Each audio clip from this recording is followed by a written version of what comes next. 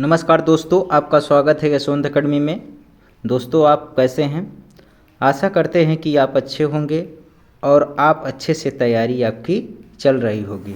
तो दोस्तों, हमने जो है मेंसुरेशन में हमने आपको क्या क्या चीज़ें बता चुका हूँ। हम आपको वर्ग बता चुके हैं, ठीक है।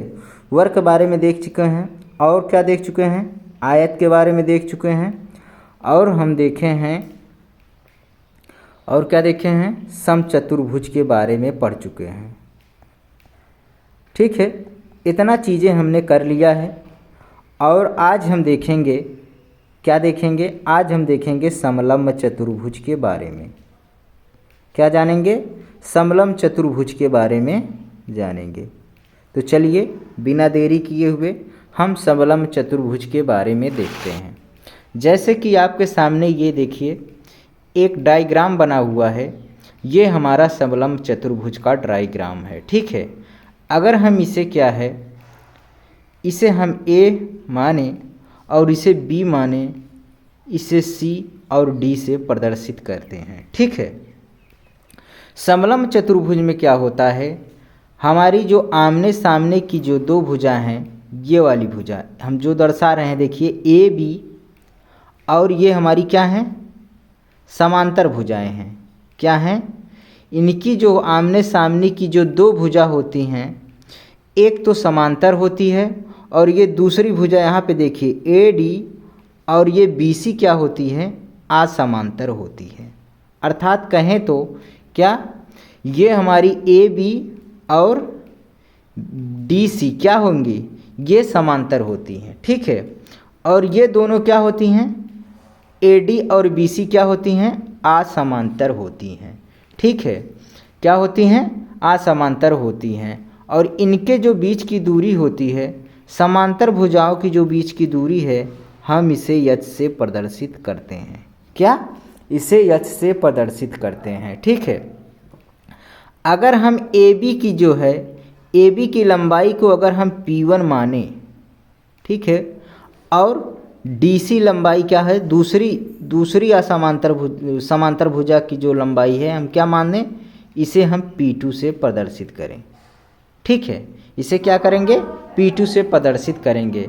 आप देखिए, अगर ए बी सी डी है, अगर हम इसे ई और एफ से प्रदर्शित करें तो ये जो हमारी बीच की दूरी ई एफ होगी, ये भी हमारा क्या होगा, P1 होगा, ठीक है। क्योंकि यहाँ ए बी की लंबाई हम देख रहे हैं P1 है, तो हमारा ई एफ भी क्या होगा, P1 होगा। तो यहाँ पे दोस्तों आपको लिखना है, क्या लिखना है कि समलंब चतुर्भुज जो है, समलंब चतुर्भुज, यहाँ पे आप लिख लीजिए समलंब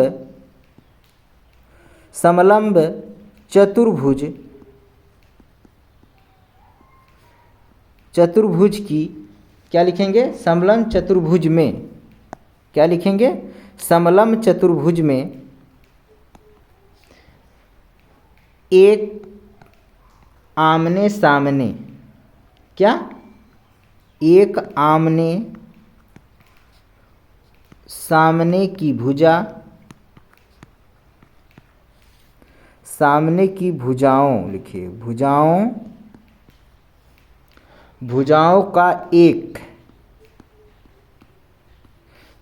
का एक जोड़ा जो होता है, एक जोड़ा समांतर और दूसरा क्या होता है, और दूसरा जो हमारा होता है असमांतर होता है। अभी हमने आपको बताया न, यही बातें हम आपको बताए हैं। क्या बताए हैं कि एक जोड़ा इसमें क्या होता है, समांतर होता है। अर्थात ए बी बराबर जो होगा, ए बी समांतर क्या होगा, डी सी होता है, ठीक है।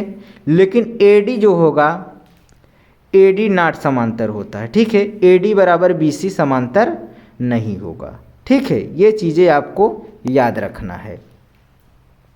ए डी बराबर लिख लीजिए यहाँ पे, ए डी बराबर जो होगा समांतर नाट होगा, ये समांतर नहीं होगा किसके, BC के, ठीक है। ये समांतर नहीं होता है। दूसरी बात है, अगर हम इसकी एरिया की बात करें, समलम चतुर्भुज की एरिया की बातें करें तो समलम चतुर्भुज का जो एरिया होता है, तो एरिया जो होता है क्या होता है, 1/2 इन समांतर भुजाओं के बीच की दूरी। आप देख रहे हैं कि ये हमारा ए बी और डी सी क्या है, समांतर है, तो इनके बीच की दूरी क्या दिया है, हमें यच दिया है। ठीक है, यच दिया है और समांतर भुजाओं का योग। तो समांतर भुजा एक तो P1 है और दूसरा हमारा क्या है, P2 है, DC। तो इन समांतर भुजाओं का क्या होता है, योग होता है। ये आपको याद रखना है। ठीक है, तो हमारा क्या होता है, समलंब चतुर्भुज का जो एरिया होता है 1/2 समांतर भुजाओं के बीच की दूरी गुणे समांतर भुजाओं का योगफल होता है। ये हमारा क्या होता है, समलंब चतुर्भुज का एरिया होता है। ये चीज़ें आपको क्या करना है, याद रखना है। ठीक है, अब देखेंगे क्या अब हम देखेंगे, हम आपको बताने वाले हैं एक चीज़ और आप ध्यान कर लीजिए। एक होता है समांतर चतुर्भुज, ये तो समलंब चतुर्भुज था, आप समांतर चतुर्भुज के बारे में भी जान लीजिए। ये क्या है, समांतर चतुर्भुज। समांतर चतुर्भुज का डायग्राम देखिए, यहाँ पे हम बना रहे हैं। ये हमारा क्या है, ये एक समांतर चतुर्भुज है। ठीक है, क्या है, समांतर चतुर्भुज है। अगर हम इसे ए से प्रदर्शित करें, इसे बी से, और इसे सी और इसे डी नाम दें। ठीक है, तो समांतर चतुर्भुज में क्या होता है, आमने सामने की जो भुजाएं होती हैं क्या होती हैं, समांतर होती हैं। यहाँ पे आप लिख लीजिए, समांतर चतुर्भुज में आमने सामने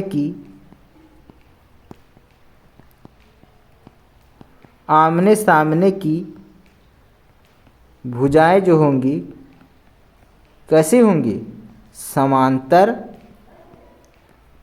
होती हैं। अर्थात कहें तो क्या, ए बी समांतर क्या होगा, डी सी होगा, और ए डी समांतर क्या होगा, बी सी होगा। ये बातें आप समझ गए। ठीक है, ये डी सी समांतर क्या होगा, ए बी होगा, और बी सी समांतर हमारा क्या होगा, ए डी होगा। ठीक है, ये हमारी क्या है, समांतर भुजाएं हैं।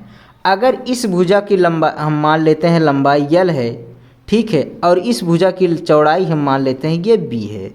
ठीक है, क्या मान लेते हैं, चौड़ाई बी है और लंबाई यल है। अगर ये लंबाई हमारी ए बी जो है यल है, तो हमारी डी सी भी क्या होगी, यल होगी, और हमारी ये बी सी जो बी है, तो हमारी ए डी भी क्या होगी, बी होगी। क्या होगी, बी होगी। ठीक है, अगर देखिए ये छोटी भुजा हमारी क्या है, बी है, तो छोटी भुजा के बीच की दूरी हम मान लेते हैं क्या, छोटी भुजा के बीच की दूरी हम मान लेते हैं h2। ठीक है, अब बड़ी भुजा, ये देखिए बड़ी CD और AB के बीच की दूरी क्या हम मान लेते हैं, h1। ठीक है, क्या होगा, h1 होगा। अगर इनका हम, तो यहाँ पे देखिए समांतर चतुर्भुज में एक संबंध प्राप्त होता है। क्या प्राप्त होता है कि लंबाई में जब लंबाई के बीच की दूरी को, लंबाई देखिए, लंबाई ये है और ये भी लंबाई है। ठीक है, तो इन लंबाई के बीच की दूरी हमें क्या दिया है, h1। लंबाई में जब लंबाई के बीच की दूरी का गुणा करेंगे बराबर चौड़ाई के बीच की दूरी क्या दिया है, h2 दिया है। तो ये हमारा क्या संबंध हो जाता है। ठीक है, लंबाई गुणे लंबाई के बीच की दूरी बराबर चौड़ाई तथा चौड़ाई के बीच की दूरी का गुणा जो होता है ये हमारा बराबर होता है। ठीक है, ये फार्मूला आपको याद रखना है। ठीक है, समांतर चतुर्भुज में अगर इसकी एरिया की बात करें तो आप एरिया इसका क्या निकाल सकते हैं, लंबाई गुणे h1। चाहे आप लंबाई में जब गुणा कर देंगे लंबाई के बीच की दूरी से, तब भी एरिया निकल के आ जाएगा।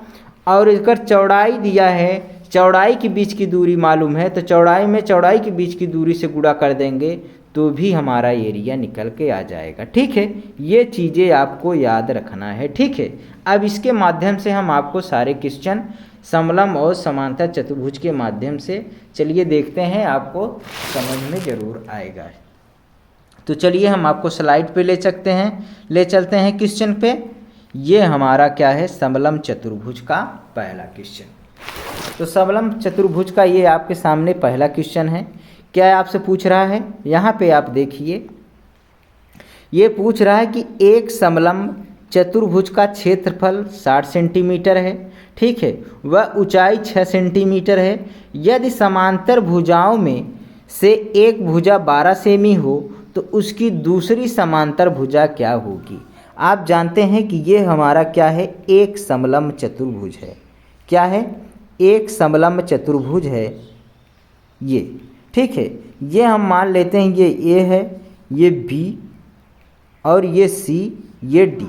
ठीक है, तो समलंब चतुर्भुज का हमें एरिया दिया है तथा ऊंचाई क्या दिया है हमको, इनके बीच की जो ऊंचाई अर्थात दूरी जो दिया है हमें क्या दिया है, h बराबर 6 सेंटीमीटर दिया है। ठीक है, यदि समांतर भुजाओं से एक भुजा हमें 12 सेमी मालूम है तो उसकी दूसरी भुजा आप बता दीजिए। तो हम मान लेते हैं कि एक भुजा हमें, यहाँ पे हम मान लेते हैं ये भुजा हमें 12 सेंटीमीटर मालूम है। ठीक है, तो एक भुजा हमें मालूम नहीं है, क्या एक भुजा हमें मालूम नहीं है, ये मान लेते हैं हमारा ये P1 है। ठीक है, क्या है, P1 है। तो आप इसे निकालिए।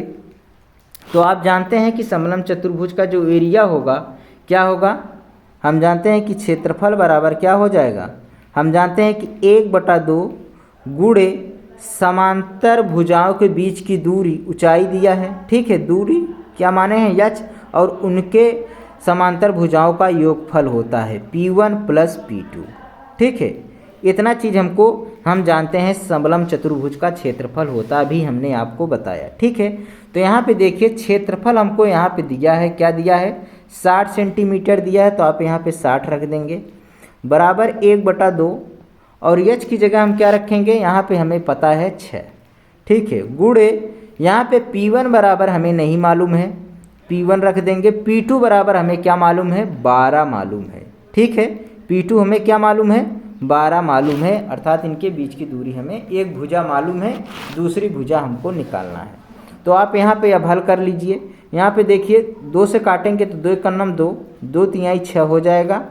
60 अपनी जगह, यहाँ पे 3P1 + 12 हो जाएगा। ठीक है, तो 60 अपनी जगह। अब 3 का इसमें गुणा करेंगे तो 3P1 आएगा और 12 तिहाई 36 हो जाएगा। ठीक है, अब 60 अपनी जगह रहेगा, इस 60 को इस साइड ले आएंगे तो -36 आ जाएगा, 36 को इस साइड ले आएंगे। ठीक है, तो बराबर 3P1 होगा। अब यहाँ पे देखिए 60 में से आप 36 निकालेंगे तो क्या बचेगा, 6 4 10। ठीक है, यहाँ पे बचा 5 और 5 में से 3 निकाल देंगे तो 2 बचेगा। तो अर्थात 3P1 बराबर क्या बचा हमारा, 24। तो P1 बराबर क्या हो जाएगा, 24 अपनी जगह, 3 नीचे आ जाएगा बराबर P1। तो आप काटिए, 3 एकन्नम 3, 3 और 24, तो P1 बराबर हमारा आ गया 8 सेंटीमीटर। क्या आ गया, 8 सेंटीमीटर मालूम हो गया। यही आपसे पूछ रहा था। ठीक है, क्या मालूम हो गया हमको, 8 सेंटीमीटर मालूम हो गया। यही दूसरी समांतर की भुजा हमसे पूछ रहा था। तो ऑप्शन नंबर कौन सा सही हो जाएगा, ऑप्शन नंबर डी राइट हो जाएगा। कौन सा, ऑप्शन नंबर डी राइट हो जाएगा। नेक्स्ट क्वेश्चन देखेंगे। क्वेश्चन नंबर 2 आपसे क्या पूछ रहा है, क्वेश्चन नंबर 2 में आपसे पूछ रहा है कि समलंब चतुर्भुज का क्षेत्रफल ज्ञात कीजिए, जबकि समांतर भुजाएं जो हैं 20 सेंटीमीटर 15 मीटर दिया है और दोनों समांतर भुजाओं के बीच की दूरी हमें मालूम है। ठीक है, तो हम जानते हैं कि ये हमारा क्या है, ये क्या है, समलंब चतुर्भुज है। क्या है, समलंब चतुर्भुज है और हमें इनके बीच की दूरी जो दिया है, इनके बीच की दूरी जो हमें दिया है कितना मालूम है, 10 मालूम है। ठीक है, h बराबर हमें 10 मालूम है और इनके समांतर भुजाओं के बीच की दूरी हमें क्या दिया है, एक दिया है 20 मीटर दिया है और दूसरा हमें क्या मालूम है, दूसरा हमको मालूम है 15 मालूम है। ठीक है। तो क्या अब हम क्षेत्रफल नहीं निकाल सकते? निकाल सकते हैं। हम क्या जानते हैं कि क्षेत्रफल समलंब चतुर्भुज का जो होता है 1/2 समांतर भुजाओं के बीच की दूरी h, ठीक है, और उनके समांतर भुजाओं का योगफल होता है, ठीक है। तो क्या P1 + P2, ठीक है। तो समांतर हम देख रहे हैं कि 1/2 अपनी जगह, इनके बीच की दूरी हमें क्या मालूम है? 10 मालूम है। और इनके जो समांतर भुजाएं हमें क्या दिया है? एक 15 दिया है, दूसरा हमें 20 मालूम है, ठीक है। ये भुजाओं की लंबाई हमें दिया है। अब देखिए आप इसे काट लेंगे, इसे काटेंगे तो 2 × 2 हो जाएगा, ये 2 पंजे 10, तो हमारा क्या आ गया? 5 गुणे और 15 में 20 जोड़ देंगे तो क्या आ जाएगा? 35 आ जाएगा। तो 35 पंजे क्या होता है? आप गुणा करेंगे तो 5 × 25 पंतियाँ 15 2 17, अर्थात 175 मीटर स्क्वायर हमारा आंसर आएगा। तो ऑप्शन नंबर कौन सा हो जाएगा? ऑप्शन नंबर हमारा राइट बी होगा। ऑप्शन नंबर कौन सा सही हो जाएगा? ऑप्शन नंबर बी राइट हो जाएगा। नेक्स्ट क्वेश्चन लेंगे। क्वेश्चन नंबर 3 हमारा क्या है? क्वेश्चन नंबर 3 हम कह रहा है आपके सामने कि किसी समलंब ABCD का परिमाप हमें क्या दिया है? 90 सेंटीमीटर दिया है, ठीक है, तथा इसकी प्रत्येक असमांतर भुजा AD और BC की लंबाई हमें 17 दिया है, ठीक है। प्रत्येक दिया है, प्रत्येक की लंबाई हमारे AD और BC का दोनों का लंबाई हमें 17 मालूम है।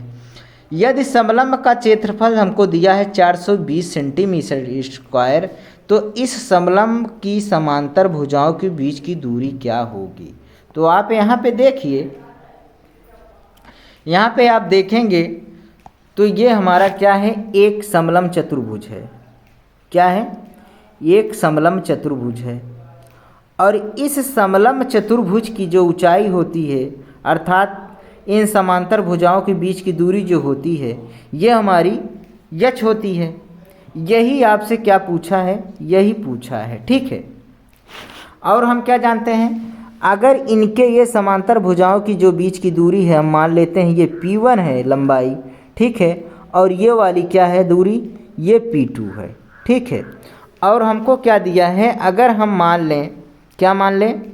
अगर हम इसे AB माने और इसे CD माने, ठीक है, तो हमें यहाँ पे दिया है भुजा AD, क्या दिया है? AD और BC की लंबाई हमें, अर्थात असमांतर भुजा, तो असमांतर भुजा तो यही होता है AD और BC, यही तो असमांतर भुजा हमने बताया था। तो ये किसका कितना मान दिया है? प्रत्येक का मान हमें 17 17 दिया है, ठीक है। ये चीज़ हमें मालूम है। हम जानते हैं कि क्षेत्रफल बराबर समलंब चतुर्भुज का क्षेत्रफल जो होता है 1/2 समांतर भुजाओं के बीच की दूरी गुणे समांतर भुजाओं का योगफल होता है, ठीक है। समांतर भुजाओं का योगफल होता है। तो क्षेत्रफल आप देखिए यहाँ पे आपका क्या दिया है? 420 सेंटीमीटर स्क्वायर दिया है, तो 420 रख देंगे, बराबर 1/2, और ऊंचाई हमको निकालना है, गुणे में ये समांतर भुजाओं का जो हमें क्या मालूम है? कुछ नहीं मालूम है। ये क्या नहीं मालूम है हमको? ये इनकी भुजा की लंबाइयाँ नहीं मालूम है, तो हम इस तरीके से P1 + P2 रख देंगे। अब दोस्तों आप जानिए कि ऊंचाई तभी हम निकाल सकते हैं जब हमको यहाँ पे परिमाप मालूम हो जाए, ठीक है। तो परिमाप आप कैसे निकालेंगे? आप यहाँ पे देखिए, समांतर भुजाओं का जो परिमाप, समलंब चतुर्भुज का जो परिमाप होगा, तो इन चारों भुजा को क्या कर देंगे? जोड़ देंगे। चारों भुजा को जोड़ देंगे तो यही हमारा तो परिमाप होता है, अर्थात AB भुजा जोड़ देंगे, ये BC जोड़ देंगे, और DC जोड़ देंगे, और ये AD जोड़ देंगे। तो ये चारों भुजा को अगर हम जोड़ देंगे तो यही तो हमारा परिमाप होगा। तो आप यहाँ पे देखिए क्या हो जाएगा? तब हमारा हो जाएगा AB + BC + CD + AD, ठीक है। यही तो हमारा परिमाप होता है, टोटल परिमाप। तो यही टोटल परिमाप हमें क्या दिया है? 90 सेंटीमीटर मालूम है आपके क्वेश्चन में, तो बराबर 90 हो जाएगा। अब AB बराबर क्या दिया है? आप P1 रख देंगे, और BC बराबर क्या दिया है? 17 दिया है। CD बराबर क्या दिया है? P2, और AD बराबर हमारा क्या दिया है 17, तो बराबर 90 हो जाएगा। आप यहाँ पे देखिए P1 प्लस P2 अपनी जगह रखेंगे, 17 17 क्या हो जाएगा 34 बराबर 90 हो जाएगा। ठीक है, अब यहाँ पे देखिए P1 प्लस P2 बराबर क्या हो जाएगा 90 अपनी जगह, इस 34 को इस साइड ले आएंगे तो -34 हो जाएगा। और 90 में से 34 आप क्या करिए निकाल दीजिए, निकाल देंगे तो क्या बचेगा 6 बचेगा यहाँ पे, और यहाँ 8 बचा, 8 में से 3 निकाल देंगे तो ये हमारा 56 बच जाएगा। तो हमारा P1 प्लस P2 क्या आ गया 56 आ गया। अब इसी जगह आप क्या कर देंगे रख देंगे 56। ठीक हो, तो यहाँ पे आप देख लीजिए, यहाँ पे हम यहाँ पे लगा दे रहे हैं तो क्या हो जाएगा 420 बराबर 1/2 गुणे H बराबर क्या गुणे क्या हो जाएगा P1 प्लस P2 की जगह 56 रख देंगे। ठीक है, अब देखिए आप 2 से काटिए, 2 का नम 2, 2 दूनी 4, ये 2 और 16 कट जाएगा। ठीक है, तो क्या आ गया 420 बराबर क्या आ गया 28 H आ गया। ठीक है, तो H बराबर क्या हो जाएगा 420/28 हो जाएगा। तो आप इसे काटेंगे तो क्या हो जाएगा 7 चौक 28 और 7 छंग 42, तो क्या आ गया 60/4 आ गया। अभी 4 से काट सकते हैं तो 4 का नम 4, 4 का नम 4, 4 पंजे 20, अर्थात क्या आ गया हमारा 15 सेंटीमीटर आ गया। क्या आ गया हमारा 15 सेंटीमीटर, ये ऊंचाई हमें मालूम हो गई, अर्थात समांतर भुजाओं के बीच की दूरी हमें मालूम हो गई। तो ऑप्शन नंबर कौन सा सही हो जाएगा, ऑप्शन नंबर हमारा सी राइट हो जाएगा। ठीक है, ऑप्शन नंबर सी राइट हो जाएगा। तो दोस्तों हम आपको बता दें ये क्लास डेली होती है और आप इसे जो है डेली देखा करें। ठीक है, हम धीरे धीरे आपको मेंसुरेशन पढ़ा रहे हैं, बहुत स्लो से बहुत धीरे धीरे समझा रहे हैं। आप पूरी क्लास देखा करें, क्लास मिस ना करा करें। ठीक है, पूरी क्लास देखते चलिए, आपको ज़रूर अच्छे से समझ में आएगा। ठीक है, तो नेक्स्ट क्वेश्चन लेते हैं। क्वेश्चन नंबर 4 क्या कह रहा है, क्वेश्चन नंबर 4 में क्या कह रहा है, कह रहा है कि किसी समलंब का क्षेत्रफल जो दिया है 512 सेमी है। ठीक है, उसकी दोनों असमांतर भुजाओं की लंबाइयाँ जो दिया है 17 सेंटीमीटर दिया है और एक 23 सेंटीमीटर दिया है, और समांतर भुजाओं के बीच की जो दूरी दिया है, समांतर भुजाओं के बीच की दूरी हमें 16 सेमी मालूम है। तो समलंब का परिमाप क्या होगा। तो हम आपको बता दें कि ये हमारा जो है एक समलंब चतुर्भुज है। यहाँ पे आप देखिए ये क्या है, एक समलंब चतुर्भुज है। ठीक है, और इनके बीच समांतर भुजाओं के बीच की दूरी क्या दिया है, हम मानते हैं h। ठीक है, आप यहाँ पे देखिए दो असमांतर भुजाएं, ये तो हमारी क्या भुजा हैं, ये हमारी AB और CD क्या है समांतर भुजा हैं, लेकिन जो ये भुजा हमारी AC है और BC है ये हमारी क्या है असमांतर भुजाएं हैं। यही असमांतर भुजाओं की हमें क्या दिया है लंबाइयाँ दिया है, एक दिया है क्या 17 दिया है और दूसरा हमें क्या मालूम है 23 दिया है।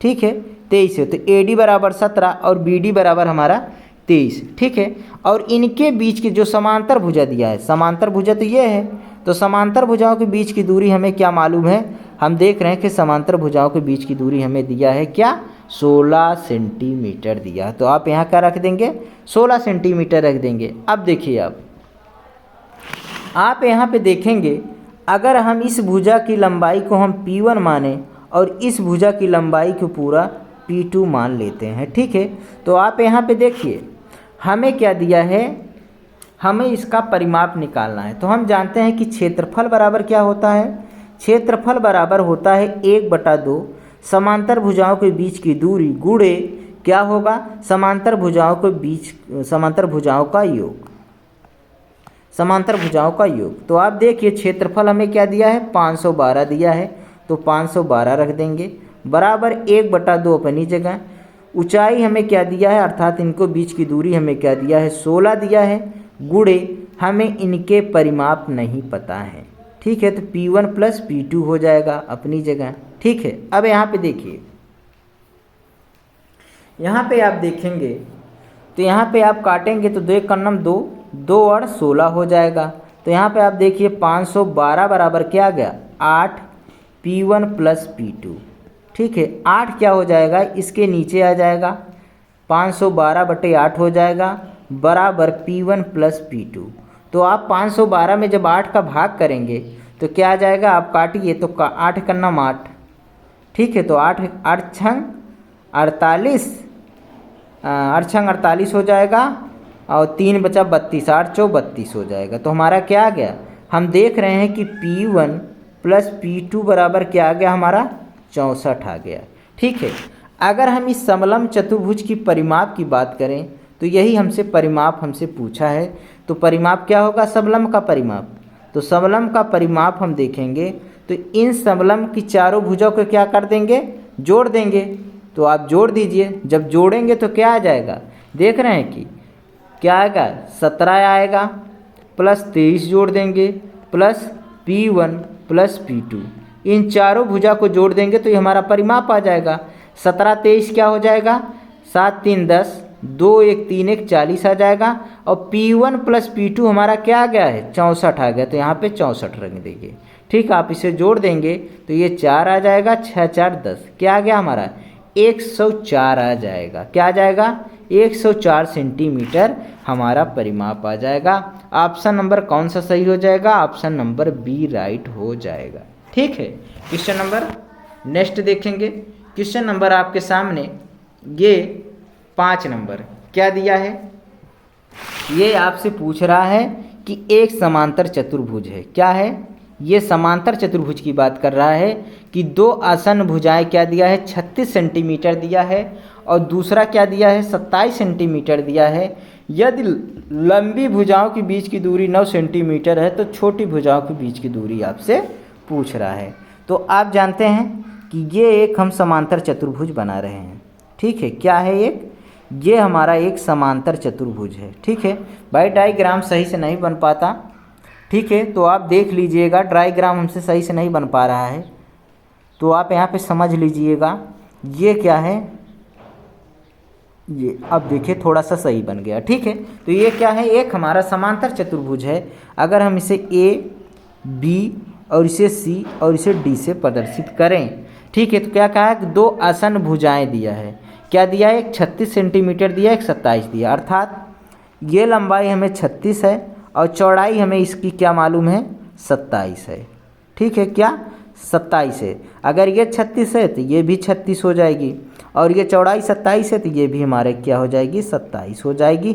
ये हम आपको बताए हैं समांतर चतुर्भुज में, ठीक है।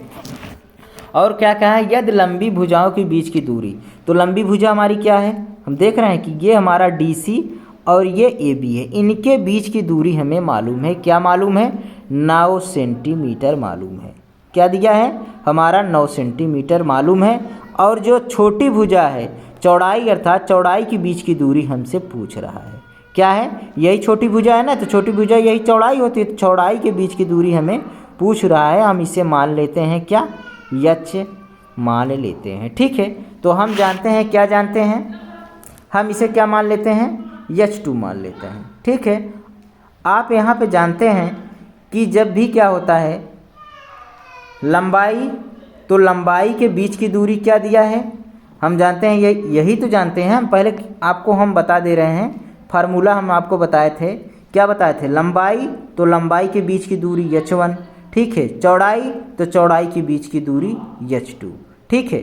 तो यहाँ पे आप ये क्या है, ये हमारा H1 है, ठीक है। तो यहाँ पे आप देखिए लंबाई हमें क्या दिया है, 36 दिया है और लंबाई के बीच की दूरी हमने क्या माना है, H1 माना है। तो H1 की जगह हमें मालूम है क्या, 9 मालूम है, ठीक है। ये हमारी चौड़ाई है, चौड़ाई हमें कितना मालूम है, 27 और इनके बीच की दूरी हमें क्या दिया है, H2 हम माने हैं, तो H2 हमको निकालना है, ठीक। ये बातें समझ रहे हैं कि नहीं, आप H1 या H2 माने या ना माने, लेकिन आप ये जान रहे हैं कि नहीं, इस समांतर चतुर्भुज में जो होता है लंबाई में जब लंबाई के बीच की दूरी का गुणा करेंगे तो बराबर क्या होता है, चौड़ाई के बीच की दूरी का गुणा होता है, ठीक है। ये चीज़ हम आपको बताएं, तो यही तो लिखे हैं, लंबाई लिखे हैं और लंबाई के बीच की दूरी हमें क्या मालूम है, 9। तो आप यहाँ पे माने या ना माने, आप इसको ऐसे हल कर सकते थे। और चौड़ाई हमारा 27 है, 27 और तो छोटी भुजा है, तो छोटी भुजा के बीच की दूरी हमें क्या, हम मान लेते हैं H2 है। तो आप इसे काट लीजिए। आप यहाँ पे देखिए ये क्या हो जाएगा 36 गुणे 9 होगा, 27 आपको यहाँ साइड लाएंगे तो ये नीचे चला जाएगा, बराबर हमारा H2 हो जाएगा। ठीक है, तो आप यहाँ पे काटेंगे तो 9 एकम 9, 9 त्रिक 27 हो जाएगा। यहाँ पे देखिए 3 से काटेंगे तो 3 एकम 3 और 3 एकम 3 दूनी 6, तो हमारा H2 बराबर क्या आ गया 12 आ गया। ठीक है, यही 12 सेंटीमीटर हमारा आंसर होगा। तो ऑप्शन नंबर कौन सा सही हो जाएगा, ऑप्शन नंबर बी राइट हो जाएगा। ठीक है, ऑप्शन नंबर कौन सा सही हो जाएगा, ऑप्शन नंबर बी राइट हो जाएगा। नेक्स्ट क्वेश्चन देखेंगे।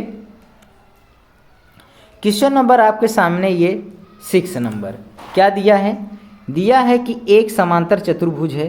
ठीक है, चतुर्भुज की भुजाएं हमें 60 मीटर और 40 मीटर हैं, इसका एक विकर्ण हमें 80 मीटर लंबा है, तो इसका क्षेत्रफल ज्ञात कीजिए। ये भी इम्पॉर्टेंट क्वेश्चन है, ये क्वेश्चन आता है। ठीक है, देखिए यहाँ पे ये क्या है, हमारा एक समांतर चतुर्भुज हम बना रहे हैं। ठीक है, ये क्या है, एक समांतर चतुर्भुज हो गया, ए बी और ये डी। ठीक है, यहाँ पे आप देखिए समांतर भुजाएं हमें एक मालूम है, क्या एक 60 मालूम हो गई और दूसरा हमें क्या मालूम है, एक 40 मालूम हो गई। अगर ये 60 है तो ये भी हमारी 60 होगी। ठीक है, ये 40 है तो ये भी हमारी 40 हो जाएगी। ठीक है, इसका एक विकर्ण हमें 80 मीटर लंबा है। तो विकर्ण क्या होता है, विकर्ण आप यहाँ पे डाल लीजिए, ये हमारा विकर्ण हो गया। ये चीज़ हमें इसकी लंबाई क्या पता है, 80 पता है। ठीक है, 80 पता है। आप देख रहे हैं, अगर हम यहाँ पे देखें, यहाँ पे देखिए त्रिभुज ए बी सी में, क्या त्रिभुज ए बी सी किसकी बात कर रहे हैं हम, यहाँ पे देखिए त्रिभुज ए बी सी की बातें हम कर रहे हैं। त्रिभुज ए बी सी में देखेंगे, अगर इसका हमको एरिया पता हो जाए, ठीक है, तो यही एरिया देखिए, ये एरिया इसकी लंबाई देखिए, ये भुजा हमको 40 मालूम है, ये 60 मालूम है, ये 80 है। तो यही चीज़ तो इस त्रिभुज में आप देखेंगे तो इस त्रिभुज में भी वही भुजाएं मालूम है, 60 80 40, 60 80 40 इसमें भी, 60 80 40 ए डी सी में भी हैं। तो अगर हमका एक एरिया मालूम हो जाए, अर्थात हमको A1 मालूम हो जाए, तो A2 भी हमारा निकल आ जाएगा, सेम वही। ठीक है, तो A1 बराबर A2 कह सकते हैं कि नहीं। तो यही एक त्रिभुज का आप एरिया निकाल करके 2 का गुणा कर देंगे तो टोटल ये हमारा क्या आ जाएगा, टोटल क्या आ जाएगा, हमारा ये समांतर चतुर्भुज का क्षेत्रफल निकल के आ जाएगा। समझ गए कि नहीं। तो हम सबसे पहले त्रिभुज का, अगर इस त्रिभुज का एरिया निकाल लेंगे, इसका दुगुना कर देंगे तो ये हमारे टोटल आ जाएगा समांतर चतुर्भुज का। तो सबसे पहले हम क्या निकालेंगे, त्रिभुज ए बी सी का हम क्षेत्रफल निकालते हैं। ठीक है, तो कैसे निकालेंगे चलिए देखते हैं। यहाँ पे आप देखिए, पहले हम निकालेंगे अर्ध परिमाप। क्या निकालेंगे, हम जानते हैं कि अर्ध परिमाप क्या होता है, यस बराबर ए प्लस बी प्लस सी, अर्थात भुजाओं का योग बटे 2 होता है। एक त्रिभुज दिया है, ठीक है, अगर एक त्रिभुज विषम बाहु है, अर्थात तीनों भुजाएं बराबर नहीं हैं, तो इसका जो परिमाप होता है ये परिमाप का फार्मूला होता है। ठीक है, तो हम मान लेते हैं कि ये तीनों भुजा हमारी क्या है, 60 80 40। तो इसी में आप रख देंगे, क्या रख देंगे, 80 प्लस 60 प्लस 40 बटे 2 हो जाएगा। तो यहाँ पे आप करिए 60 80 40 कितना होगा, 180, 6 4 10 100 हो जाएगा, और 80 180 बटा 2 हो जाएगा। आप इसे 2 से काटेंगे तो 2 9 18, कितना आ गया, ये हमारा 90 आ गया। क्या आ गया, 90 आ गया। अब यही यस बराबर अगर हमारा 90 आ गया तो हम क्षेत्रफल क्या जानते हैं, त्रिभुज का तब क्षेत्रफल होगा, क्या होगा फार्मूला, हम जानते हैं फार्मूला यस बराबर यस माइनस ए, यस माइनस बी और यस माइनस सी होता है। तो आप इसी में रख देंगे, तो यस बराबर हमारा क्या आ गया, यस बराबर हमारा 90 आ गया है। ठीक है, तो 90 माइनस ए कर देंगे तो 80। ठीक है, और 90 माइनस बी दिया है तो क्या हो जाएगा 60, और 90 माइनस सी दिया है तो 90 माइनस 40 कर देंगे। तो आप इसे यहाँ पे देख लीजिए, यहाँ पे क्या हो जाएगा, 90 अपनी जगह, जब 90 में 80 निकाल देंगे तो 10 बचेगा। ठीक है। 90 में 60 निकाल देंगे, यहाँ पे देखिए 90 में 60 निकाल देंगे तो क्या बचेगा, 30 बचेगा। और 90 में से 40 निकाल देंगे तो क्या बचेगा, 50 बचेगा। ठीक है।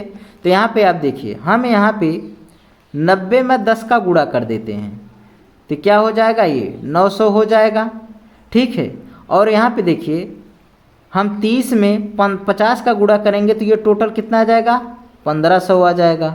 अब यहाँ पे देखिए 900 अपनी जगह रखेंगे और 1500 जो दिया है, क्या हम 15 गुणे 100 लिख सकते हैं, हाँ लिख सकते हैं। अब आप यहाँ पे इसका वर्गमूल, हम इसलिए ऐसा किए कि आपको वर्गमूल निकालने में आसानी हो जाए। तो यहाँ पे देखिए 900 को वर्गमूल जो निकल जाएगा, तो 9 को वर्गमूल 3 होता है, डबल जीरो का आप एक जीरो निकलेंगे तो ये क्या आ जाएगा 30, 900 का वर्गमूल आ गया। और यहाँ पे देखिए 100 दिया है, 100 का वर्गमूल आप क्या जानते हैं, 10, दहम्मा 100 10 होता है। अब ये √15 का वर्गमूल नहीं निकलेगा तो यहाँ पे आप √15 लिख सकते हैं। तो क्या आ गया हमारा टोटल 300√15, क्या आ गया हमारा, ये त्रिभुज का एरिया निकल के आ गया, किसका, A1 का। अब इसी में अगर हम 2 का गुणा कर देंगे तो ये हमारे समांतर चतुर्भुज का क्षेत्रफल आ जाएगा। तो आप समांतर चतुर्भुज का क्षेत्रफल क्या हो जाएगा, यहाँ पे आप लिखेंगे तो ये आंसर नहीं होगा। जब आप इसका 2 का गुणा कर देंगे, 2 का गुणा क्यों कर रहे हैं कि एक त्रिभुज का एरिया तो मालूम हो गया, तो दूसरा का भी लेना है, तो दूसरों में 2 का गुणा कर देंगे तो दोनों का आ जाएगा। जब दोनों का आ जाएगा तो ये हमारे समांतर चतुर्भुज का टोटल एरिया आ जाएगा। तो 2 गुणे 300√15 तो क्या हो जाएगा, 2/3 600√15 आ जाएगा। ठीक है, यही हमारा आंसर हो जाएगा। ऑप्शन नंबर कौन सा सही हो रहा है, देख रहे हैं कि ऑप्शन नंबर बी राइट हो जाएगा। क्या हो जाएगा, ऑप्शन नंबर बी राइट हो जाएगा। नेक्स्ट क्वेश्चन देखेंगे, क्वेश्चन नंबर 7। ये हमारा जो है आज का लास्ट क्वेश्चन होगा, आप देख लीजिए। ठीक है, क्या है, दिया है कि किसी समांतर चतुर्भुज का परिमाप में 36 सेंटीमीटर है तथा उसकी 2 आसन्न भुजाओं के बीच का अनुपात हमें क्या दिया है, 2:1 दिया। ठीक है, तो छोटी भुजी के संगत शीर्षलंब जो है 10 सेंटीमीटर है, तो इस समांतर चतुर्भुज का क्षेत्रफल क्या होगा।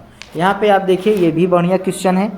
यहाँ पे आप देखिए, ये एक समांतर चतुर्भुज है, क्या है, एक समांतर चतुर्भुज है। आप यहाँ पे समांतर चतुर्भुज में देखिए, ये हम मान लेते हैं A B, ये C, ये D है। ठीक है, इनकी जो 2 आसन्न भुजाएं हैं, अर्थात जो भुजाएं ये दिया है, एक लंबाई दिया है, एक चौड़ाई दिया है। ठीक है, इन दोनों भुजाओं का अनुपात हमें क्या दिया है, 2:1 दिया है। तो हम मान लेते हैं कि ये लंबाई जो है 2x हो जाएगी और चौड़ाई हमारी क्या हो जाएगी, x हो जाएगी। तो ये भी हमारा क्या हो जाएगा, 2x होगा, और ये भी क्या हो जाएगा, हमारा x होगा। ठीक है, और क्या दिया है, छोटी भुजा के संगत शीर्षलंब 10 सेंटीमीटर दिया है, अर्थात छोटी भुजा कौन सा है, x है। AD और BC क्या है, छोटी भुजा है, तो इनके बीच की दूरी हमें क्या मालूम है, 10 मालूम है। क्या दिया है, 10 मालूम है। ठीक है, क्या मालूम है, 10 मालूम है। तो आप यहाँ पे देखिए, यहाँ पे हमको परिमाप मालूम है। अगर इसका परिमाप हमें निकालना है तो हम क्या करेंगे, इन चारों भुजाओं को क्या कर देंगे, जोड़ देंगे। इस भुजा को क्या, AB भुजा को जोड़ देंगे, BC को जोड़ देंगे, और CD को जोड़ देंगे, और AD को जोड़ देंगे। ये चारों को जोड़ देंगे। तो जोड़ेंगे तो आप कैसे आएगा, यहाँ पे देखिए 2x हो जाएगा plus x plus 2x plus x, चारों भुजा को जोड़ दिए तो ये क्या हो गया, हमारा परिमाप हो गया। यही परिमाप हमें यहाँ क्या मालूम है, 36 सेंटीमीटर मालूम। क्या दिया है क्वेश्चन में, 36 सेंटीमीटर मालूम है। तो आप इसे जोड़ेंगे तो 2 1 3, 3 2 5 1 6, कितना हो जाएगा, 6x हो जाएगा। 6x बराबर हमारा 36, तो x बराबर क्या हो जाएगा, 36/6 हो जाएगा। तो आप इसे काटेंगे तो 6 का नम 6, 6 6 36, तो x बराबर हमारा क्या आ गया, 6 आ गया। अगर x बराबर हमारा ये 6 मालूम हो गया, चौड़ाई, तो हम लंबाई भी निकाल सकते हैं। 2 गुणे 6 कर देंगे तो ये हमारा क्या आ जाएगा, 12 आ जाएगा। क्या आ जाएगा, 12 आ जाएगा। अब हमसे पूछ रहा है कि क्षेत्रफल आप बता दीजिए समांतर चतुर्भुज का।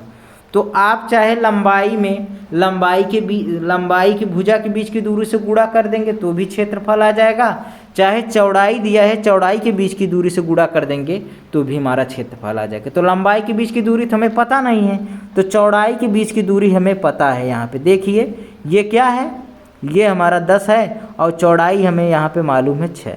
तो यहाँ पे क्या कर देंगे, 6 गुणे 10 कर देंगे, ये हमारा आ जाएगा 60 सेंटीमीटर स्क्वायर। यही हमारा आंसर हो जाएगा। ये बातें आप समझ गए होंगे। समांतर चतुर्भुज के क्षेत्रफल हम आपको निकालना बताए हैं कि जब भी क्या होता है, दोनों मालूम हो, चाहे लंबाई का मालूम हो, लंबाई में लंबाई के बीच की दूरी से गुणा कर देंगे तो भी क्षेत्रफल आ जाएगा, या चौड़ाई दिया है चौड़ाई के बीच की दूरी से गुणा कर देंगे तो भी हमारा क्षेत्रफल आ जाएगा। तो चौड़ाई के बीच की दूरी दिया था तो हम इसलिए इसको चौड़ाई के से गुणा कर दिए, तो यही हमारा क्षेत्रफल हो जाएगा। तो ऑप्शन नंबर कौन सा सही हो जाएगा, ऑप्शन नंबर हम देख रहे हैं कि ऑप्शन नंबर बी राइट हो जाएगा। ठीक है, बी राइट हो जाएगा। तो दोस्तों ये क्लास आपको कैसी लगी कमेंट करके आप ज़रूर बताइएगा। आप लोग कमेंट नहीं करते हैं, ठीक है। और इस चैनल को आप सब्सक्राइब करके रखें जिससे कि आपको नेक्स्ट क्लासेस अपडेट होती रहें।